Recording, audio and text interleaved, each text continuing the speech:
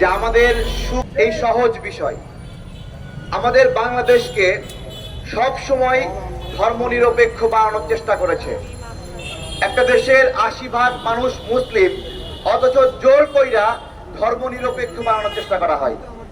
আপনি ধর্মনিরপেক্ষ না বলে ধর্ম সহিষ্ণুতা বলেন, যে আমরা সব ধর্মকে সহ্য করি, সব ধর্মকে মানি এবং সব ধর্ম পাশাপাশি অবস্থান করি, কিন্তু সেটা না করে বলতেছে ধর্মনিরপেক্ষ।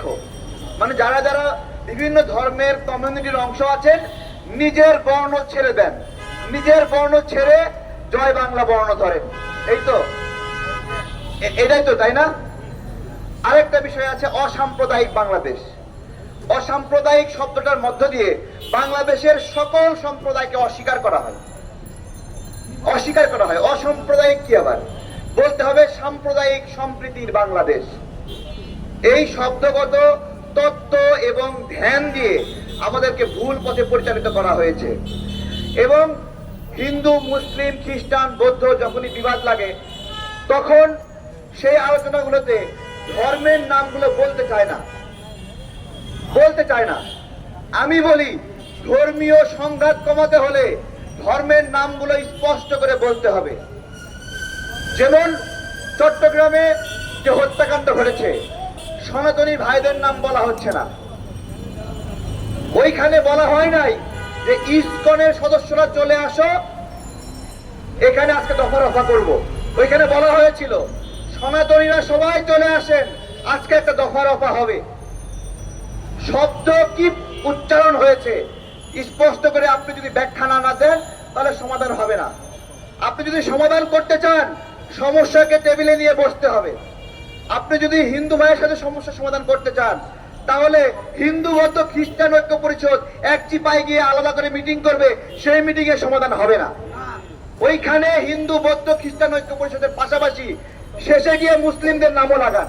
আমি বলছি ১ নম্বরে লাগাতে হবে না, শেষে গিয়ে লাগান। আমাকে বাদ দিয়ে কি সম্প্রীতি আপনি নিশ্চিত করবেন? এটা সম্প্রীতি না।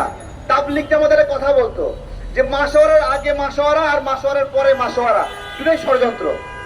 তা আপনি যে আমাকে বাদ দিয়ে আগে একটা মিটিং করেন, পরে একটা মিটিং করেন, তার মানে কি? এই দুটাই আমার বিরুদ্ধে, দেশের জন্য ষড়যন্ত্র। আমাদের এই কথাগুলো স্পষ্ট করে বলতে হবে।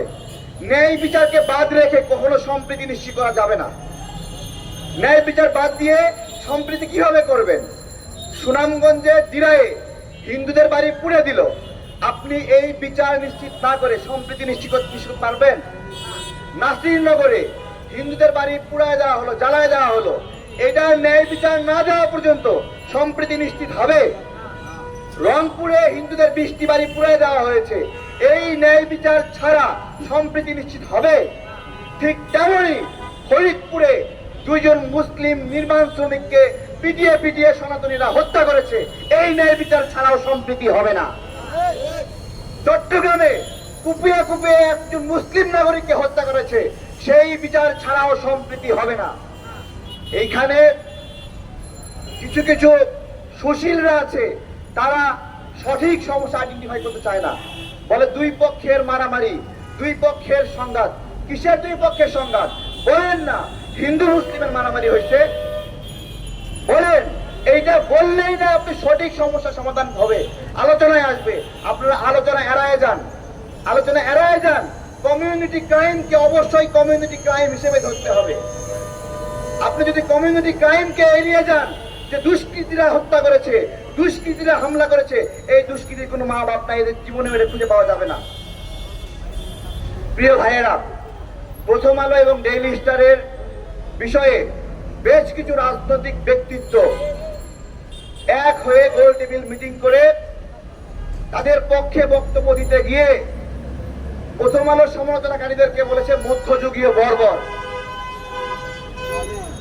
আমি বাংলাদেশের নাগরিকদেরকে বলছি, আপনারাই বলেন, কোন গণমাধ্যম যদি ভুল করে, সেই ভুল ধরা মধ্যযুগীয় বর্বর, নাকি তাদেরকে সঠিক পথে যারা আনতে যাচ্ছে এবং যারা বাধা দিচ্ছে সেখানে, তারা মধ্যযুগীয় বর্বর? বলেন। সবগুলিও বাম নেতা সেখানে একত্রিত হয়ে বিষাদগার কাটছে।